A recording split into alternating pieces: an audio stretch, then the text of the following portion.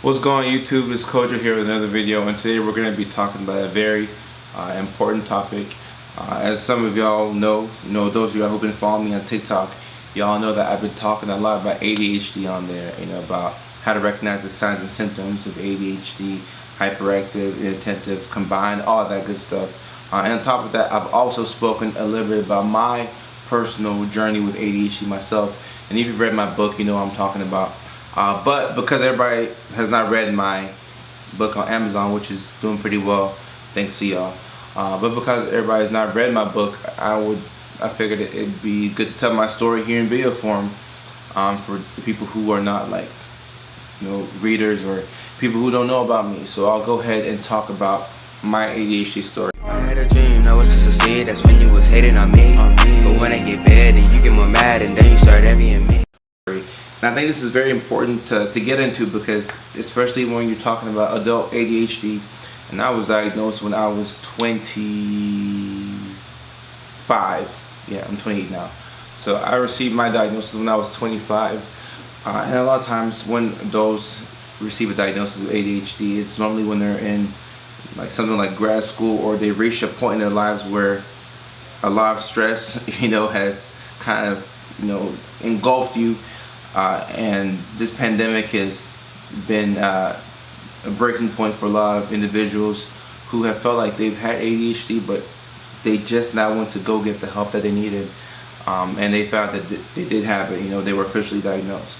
So let me talk about my ADHD story, and I'll also talk a little bit about the shame that comes with it, and the diagnosis, and taking medications and things like that.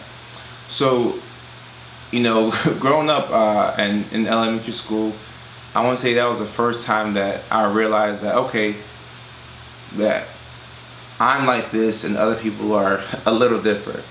And I'll explain. So, I would get report cards from, the school, and there were certain things that I would get all the time, certain comments. My teacher would say things like, Kojo's a bright student, but he's always in his own world. He's daydreaming. It's hard for him to focus. Like, he's in a world of his own. I used to get those comments all the time in second grade, third grade, fourth grade. It was almost like I knew the teacher would say that. And, I thought that was normal. I thought everybody was in their own world. But, I would talk to some of the other kids, and some of the other kids will say that when this happens to me, my mom takes me to like a doctor, and then I get checked out, and they do stuff for me, and they give me medications. So I knew that there was quite possibly something that was going on, and that you could go to like a professional for it, but I had no idea what it was called. And we didn't have insurance growing up, and I remember talking to my mom about it once, and she was like, there's nothing wrong with you, we're gonna pray for you and you're gonna be all right. And I was like, okay, Mom, yeah, because I didn't know any better. So I just kept going, and we made the best of it. And in my book, there's a specific story that I tell, and I'll go ahead and speak about it now while I have you all's attention. In middle school, I want to say this is the moment where I really realized that I'm like, you know what? There might be something going on. So I was watching a baseball game. I was in the 7th grade. I'll never forget. My favorite team, the Atlanta Braves, they're playing the Washington Nationals, right? So I forget who the pitcher for the Braves was at the time, but the pitcher threw the ball. He pitched it to the first baseman of the Nationals. His name was Nick Johnson, right? So Nick Johnson hits a grounder to first base, right? Or to the first base area. So our first baseman, Adam LaRoche, he feels the ball, and instead of like walking over to first base, he kind of casually jogs over there. And I'm sitting there watching on TV like, why is he doing that? I'm like, you're not going to be able to get the runner out in time, if you know anything about baseball. So our first baseman, Adam LaRoche, for the Braves, he casually jogs to the first base bag. And because of that, the batter, who turned into the runner after he hit the ball, he was safe. So he beat the first baseman to the bag, and the Braves ended up losing that game.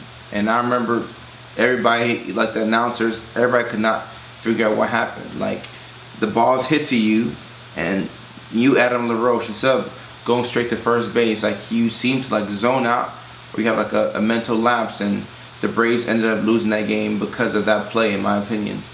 And then in the next couple of days, and yeah, I was in the next couple of days, Adam LaRoche came out and he, was talking about the play, and I won't say he was benched the next game, but within that week, he spoke about, the fact that he had ADD.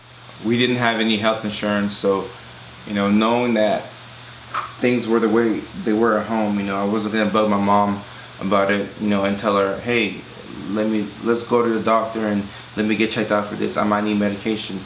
And also, coming from a West African background, we don't really believe in, or traditionally, it's hard for us as a people and as a culture to believe in mental health conditions and medications. Like, we used to say that's for Americans or for white people, but not really for black people, because for some reason, for some wild reason, we thought we were immune to it, or those things just didn't happen to us.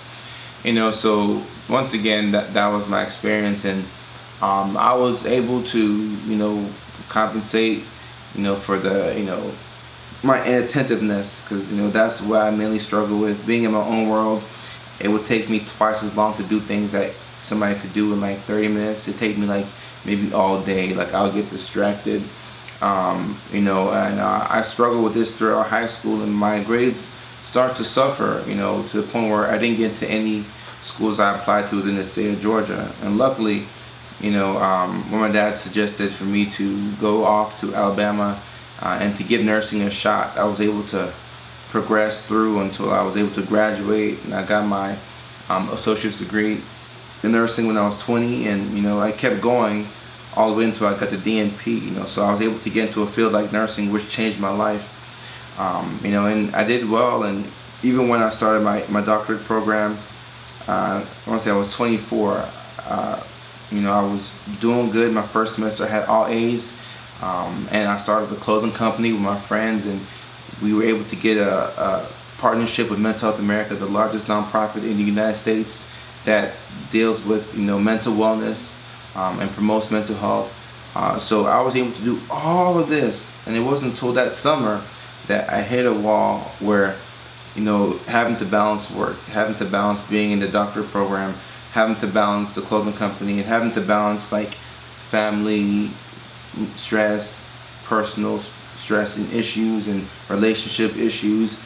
Once all of that kind of like hit me, then it got to a point where like I had like no motivation. I couldn't focus at all. My grades were suffering in grad school, and for the first time I was really being challenged.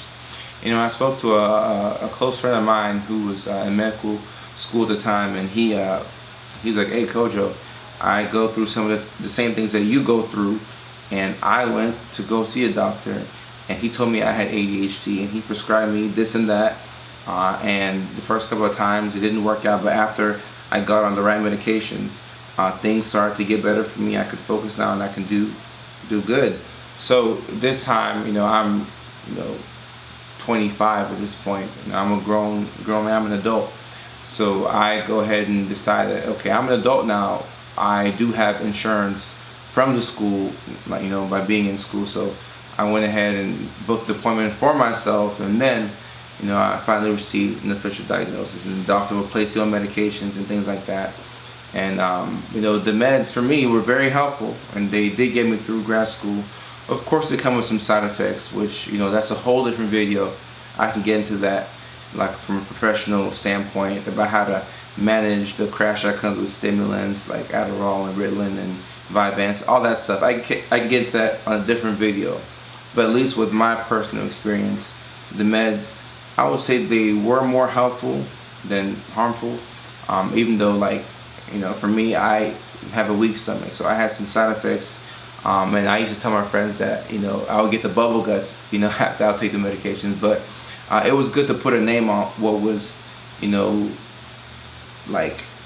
crippling me, throughout my childhood and through middle school and high school, and to finally figure out what was going on. It's a liberating thing to know that, okay, this is actually a condition. This is just how I am. It doesn't mean that you're worse or better than anybody else. And some people do great in life, not ever, knowing what they have, but at the same time, some people really struggle not understanding what's going on in that current moment, and what they've had throughout their whole life. So for me, it was liberating to know what was going on, and I tell this story and I put it in the book because a lot of people are struggling with these things, but people don't want to talk about it. And I was telling, when I was in the process of writing my book, I was telling one of my coworkers that when I spoke about this whole ADHD thing within chapter 9 of my book, that was the only part of my book that I considered taking out, because as a mental health professional myself, I'm in a position to where I could prescribe these medications to somebody else. Like now I diagnose ADHD and help people with it.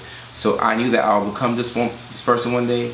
So for some reason I was like, I don't know if I want to actually put this part in my book. I don't, because there's a stigma with, as it is with anything with ADHD or whatever the case may be, there's a stigma associated with it. So I was like, I didn't know if I wanted to put it in the book. So I nearly considered removing it out of the book. But then after I had that conversation with my coworker, I was like, I need to keep this in the book because I need to be my most authentic self. And that was one of the best decisions that I made. And I believe that by keeping that part in the book, that's why my book is an Amazon bestseller today. And that's why people have benefited from the book so much, because I've made an intentional effort to be authentic and real and transparent in the book. Ironically, when you talk about the things that you struggle with, or when you're as vulnerable as you can be, it boosts your confidence, because that's the only thing, having ADHD and taking medications to get through grad school, that's the only thing that, in my opinion, I thought, what I was a little afraid to talk about. So now that I've done that, there's literally nothing that somebody can say online to me that would break my confidence. My confidence is at an all-time high because I've already put out the thing that I was the most shameful to talk about. So at this point, nothing is really going to stop me, and nothing really frustrates me online when people are leaving hate comments or negative, talk. Like, it doesn't really frustrate me because I've already made peace with the one thing that there was some shame associated with it. So I make this video to help somebody out, and if you can talk about the things that you struggle with, and if you can make peace with it, at that point, can't nobody stop you. You can do anything in the world that you want to do, and I believe that, like I said, that's why my book is successful on Amazon. That's why my TikTok account has, just taken off, and that's why people gravitate to what I'm doing, because they see that I'm living in my truth. I'm being as authentic as possible, and I'm not really worried about the things that people say about me. I'm living my life for me, and at the end of the day, everybody is struggling with their own issues, and it's up to them to be vulnerable and to talk about it if they want to. If they haven't reached that point, that's fine, because it all takes us, it takes us a while to get there. We all are running our own individual races at our own pace, so there's no need to really rush anything. But for me, I've already put my story out, and I'm continuing to live out in the open. And as being an influencer, a lot of what we do online is being viewed by thousands, of people, and sometimes hundreds of thousands of people every day. So I live this life out in the open, and I hope that it gives other people the confidence to do the same. So that's my story, and of course, if you're new to my channel, subscribe. Use the comment section to leave any type of comments about what you thought about this video, and also let me know what are some of your questions, because I know on TikTok my community, we're close like that. They'll leave questions on videos and I'll answer it, and then I'll do my best to provide value to them. So likewise here on YouTube, use this comment section, be a little selfish. Let me know what questions you all want me to answer, and I'll hit y'all back as soon as I can with more videos just like this. So until then, appreciate y'all. Take care.